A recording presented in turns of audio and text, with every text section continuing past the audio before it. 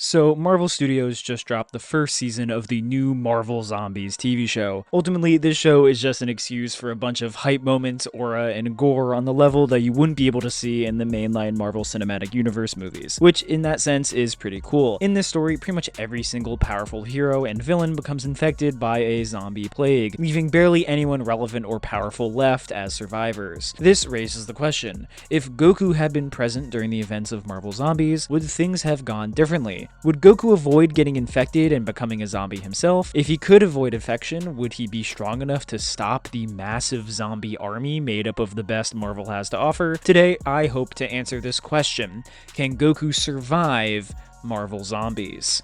If you like this kind of stuff, make sure to hype the video, like it, and subscribe to see more stuff like it, and let's jump right in. Now, when someone says Marvel Zombies, they could actually be talking about three very different and disconnected stories. The original Marvel Zombies from 2005, written by Robert Kirkman, the same comic author who wrote Invincible, which has many sequels and spin-offs that we'll get into in a moment. There's also Marvel Zombies Resurrection from 2020, which has no connection whatsoever to the original Marvel Zombies, featuring an entirely different story and different types of zombies entirely. Finally, there is the brand new Marvel Zombies TV show, which is connected to the Marvel Cinematic Universe rather than the comics, and once again has a completely different origin for the zombie virus. We'll be covering each scenario for the zombie plague, how the virus works in each universe, and how Goku would compare to the zombie heroes and villains in each apocalypse. So let's begin with the original Marvel Zombies.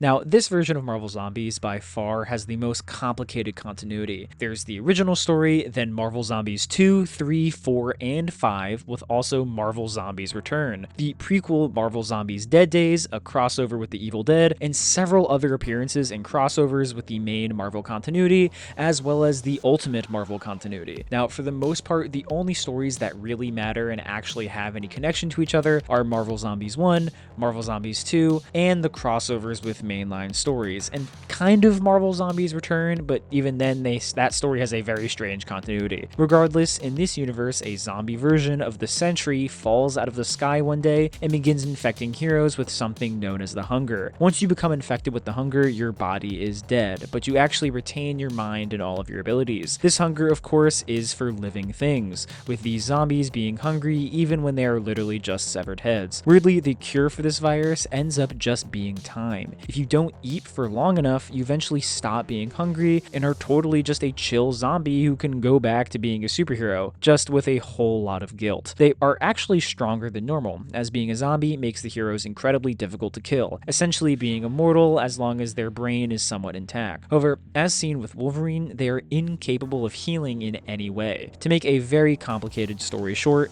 after a war between the still living and undead heroes, the zombies win and in only a day eat pretty much every single living thing on the planet. It's here when Silver Surfer arrives and marks the planet to be eaten by Galactus. After an extended battle, some of the zombies, including Ant-Man, Spider-Man, Luke Cage, Iron Man, and Hulk, manage to eat some of the Silver Surfer's flesh and gain the ability to use the power Cosmic because of it. As Galactus arrives, the zombies are still not strong enough to beat him, even with cosmic powers. That is, until they combine their energy into a cannon and blast him with it, managing to overpower the injured cosmic being, eating him and gaining even more cosmic powers, which is the end of Marvel Zombies 1. In Marvel Zombies 2, it's revealed the zombies with their cosmic powers went across the entire universe and ate literally every single living thing in only 40 years, while also adding a couple more aliens like Thanos and Gladiator to their ranks. This eventually leads to a big battle between the zombies who get over their hunger, the remaining humans on Earth, and the still starving zombies. So, how strong are they? Well, clearly not very. While they have some pretty impressive speed scaling for crossing the universe in weeks, making them massively faster than light, their actual feats of power are pretty lacking. Within the original story, they seem insanely weak, with Magneto just throwing a couple buildings at them and being genuinely able to hold most of them back, at least before they gain cosmic powers. From my research, the best feat they ever do is during their momentary crossover with the main Marvel Universe, when Black Panther, Storm, and some members of the Fantastic Four from Universe 616 accidentally teleport to the Skrull homeworld while it's being invaded by the cosmic zombies. zombies. Now, weirdly, they barely even interact with the zombies in the story and kind of just avoid them the entire time. When they do actually face the zombies, they don't even fight and just decide to escape and teleport away. While this may imply they're stronger than every hero present, why would they risk fighting a zombie Galactus-powered Hulk on the off chance they're not as strong as mainline Hulk? Still, at the end of the comic, the zombies combine their cosmic powers and completely destroy the planet and eat it. So altogether, the original Marvel zombies are massively faster than light, but just vaguely planetary when combining their powers all together, meaning obviously at worst, Namek Saga Goku is slamming with ease, given that he is well beyond planet busting and has similar reaction time or speed feats to the universe-crossing zombies. Realistically though, if he had been there, the zombies would never have gotten cosmic powers in the first place because Goku would have stopped the infections from spreading past Earth. So how do the Marvel zombies' spiritual successors hold up? Marvel Zombies Resurrection has a completely different take on zombies, coming out 15 years after the original, with the virus coming from the undead corpse of Galactus drifting through space after he gets infected by the Brood. Unlike the previous infection, the virus doesn't really make you a zombie, more like an infected hive mind cannibal who still has all their powers and whatnot. And honestly, I gotta pause all the zombie talk to bring up something that really bothers me. In both of these stories, Galactus dies pretty hard, and yet somehow there's still a continuous statement online that all Galactuses in any story are the same guy. There have been multiple stories where there are alternate Galactuses who have died, like even in mainline comics. Pretty much anyone who says this has never picked up a comic book in their life and really shouldn't be taken seriously. Anyways, this Marvel Zori is so much more self-contained, and a lot of it is left pretty much unknown. A lot of the heroes get infected at the beginning, and then we literally never see them again. Scaling-wise, we get told apparently that these zombies have eaten entire solar systems and galaxies, but I don't think this was something instantaneous and that they ate through the galaxies over time, especially when this zombie infection wishes to be spread to more people rather than outright destroying everything. But yeah, this version of Marvel Zombies, at least from on-screen feats, are even weaker than the original Marvel Zombies. Again, at best, they might actually in totality be like Namek Goku level again, who is stronger than Frieza, who can tank multi-solar system level explosions. Still, this means Goku would easily avoid infection and personally take down the zombies single-handedly without really much difficulty, let alone in his stronger forms.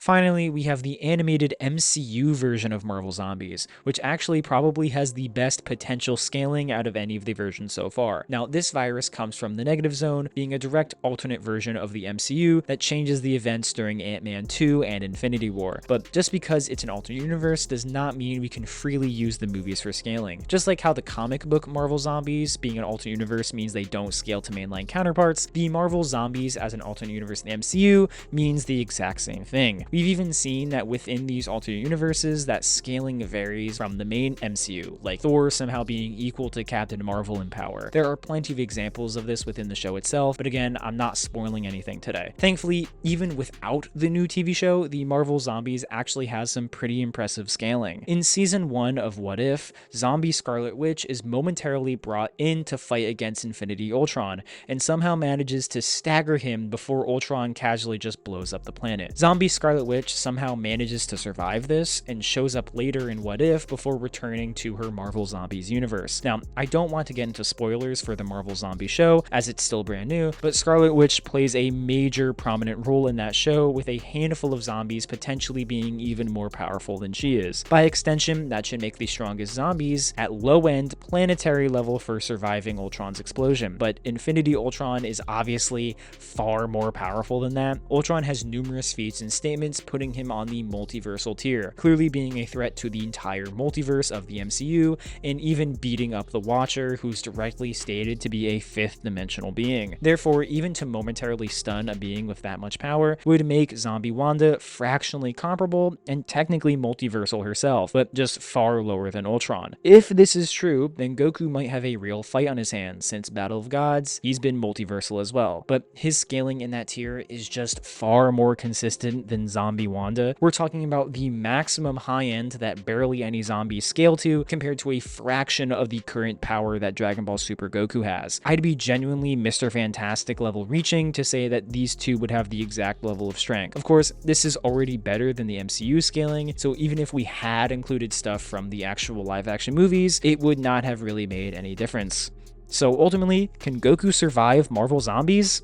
easily. As stories about surviving a zombie apocalypse, even a super-powered one, unfortunately the undead can't be that strong. The only way Goku loses in any of these scenarios is if he's just completely fumbling by holding back too much and accidentally gets himself infected, but realistically, he's not letting that happen. While he's been caught off guard before, it's never been in a pure combat situation. So yeah, Goku will be perfectly fine. Let's just be happy the main comics heroes have never become zombies, or Goku might actually be cooked. If you made it this far, thank you so much for watching. As always, thank you to my members, and all this month I'm going to be doing more spooky matchups like this, so stay tuned. See ya.